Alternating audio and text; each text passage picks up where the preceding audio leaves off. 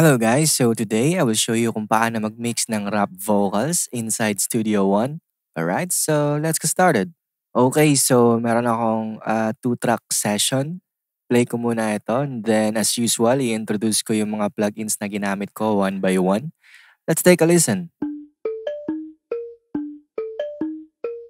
Kitang-kita, puno ka ng kaba. Pinong-pino, libo-libo. Di nakilala kung sino ba ako. Nakahilera, iniwang abo. Kaya diretso lang bubuga to. Finna make you bounce, finna make you bounce. Gitnang daliri, mga pussy lang nanandadown. You know what I mean, you know what I mean. Kahit anong gawin sa'kin ng tingin. Tapos blaze man, habang nalasang. Dito basement, hassle gandilami. Keep it safe, but I'ma take. Swabe lang ang moves, no mistake. From the west side, dala-dala best vibe. Di ka pa sleep, need mo pa ng guide. Now I'ma ride, better hide. I'ma ride, better hide, bitch. So I will start dito sa main verse vocals, tas I will turn off lahat ng plugins dito. Pinong-pino, libo-libo. Di nakilala kung sino ba ako. Nakahilera, iniwang abo. Kaya diretso lang bubuga to. First plugin is nilagyan ko siya ng NS1. This is to reduce the background noise. Nasa between 20 to 30% ang set ko dito. Kahit anong gawin sa'kin ng tingin. Tapos blaze man, habang nalasang. Dito basement, hassle gandilami. Next is auto-tune. Naka-medium lang ang retune speed nito. Kahit anong gawin sa'kin ng tingin. Tapos blaze man, habang nalasang. Dito basement, hassle gandilami. Keep it safe, but I'ma take. Next naman is Fab Filter Pro Q3. Nag-low cut ako, tas nag-boost slightly sa my top end. Kahit anong gawin sa'kin ng tingin. Tapos blaze man, habang nalasang. Dito basement, hassle gandilami. And next is SSLE channel. So dito, nag-boost ako sa highs, mid-range, and nag-cut ako konti dito sa lows. Tas slight compression na din. From the west side, dala-dala best vibe. Di ka pa sleep, need mo pa ng guide. Now I'ma ride, better hide.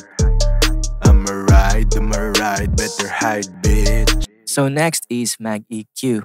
I've added this para maging mas ma-emphasize pa yung top end sa vocals. From the west side, dala-dala best vibe.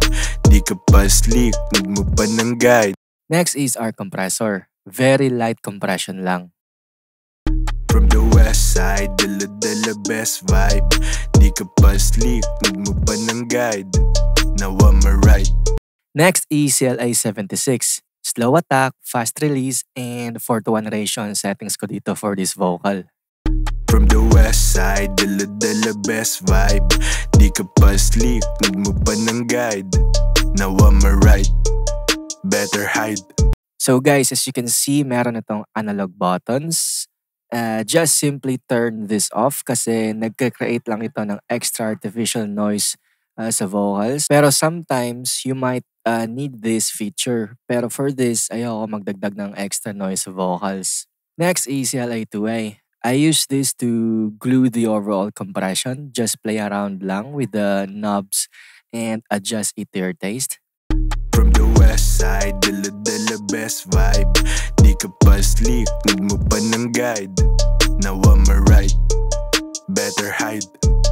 I'ma ride, better hide, bitch. Next is Doubler 2. This is for the stereo imaging or to make the vocals wider. From the west side, dala-dala best vibe. Di ka pa sleep, need mo pa ng guide. Now I'ma ride, better hide. I'ma ride. Next is RDSer, taming the harshness sa my 8K. From the west side, dala-dala best vibe. Di ka pa sleep, need mo pa ng guide. And for the sense naman, I have two effects, reverb and delay. So for the reverb, I use Valhalla Vintage Verb. So ito yung settings ko. From the west side, dala-dala best vibe. Di ka pa sleep, need mo pa ng guide. Now I'm right, better hide. And for the delay naman is naka-ping-pong mode ito, tas naka-quarter note delay with filtering. From the west side, dala-dala best vibe. Di ka pa sleep, need mo pa ng guide. Now I'm right, better hide. I'm right, better hide, bitch. So moving on sa verse doubles, what I did was dito sa SSL, I decreased the low end even more. Tapos sa CLI2A, naka-push yung peak reduction, and then sa doubler naman is naka-super wide yung settings for the stereo panning. Pinong-pino, libo-libo. Di nakilala kung sino ba ako. And also, I've lowered down konti dito sa levels. Etong verse doubles. Ooh. Yeah. And for the verse adlibs naman is finilter ko lang siya dito sa SSL. And then I've changed the reverb type into Hall. Tapos for its delay naman is naka-up konti ang mix level niya to emphasize yung effect ng ping-pong delay. Ooh.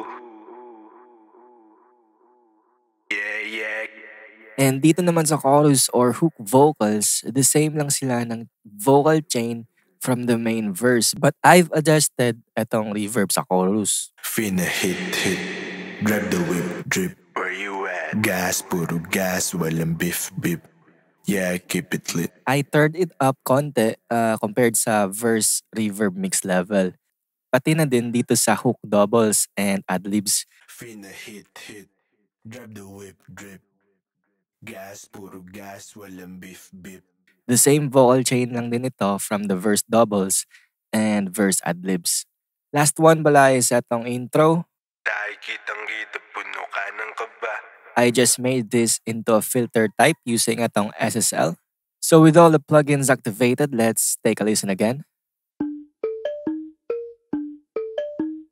Tayo kitang-kita, puno ka ng kaba.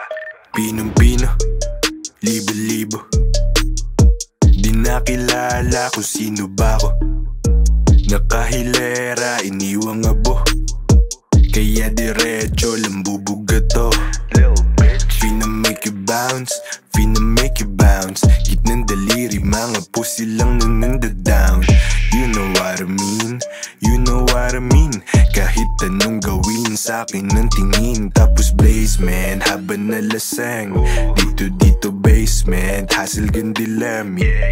Keep it safe, but I'ma take. Swabe lang ang moves, no mistake. From the west side, dala-dala best vibe. Di ka pa sleep, need mo pa ng guide. Now I'm right, better hide.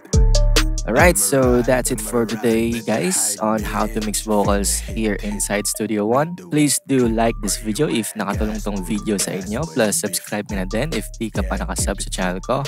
Thanks for watching guys. See you all again next time. Happy mixing and bye-bye. Quick, finna hit. Grab the whip, drip. Where you at? Gas, puro gas, walang beef. Yeah, keep it lit. Yeldo on the track.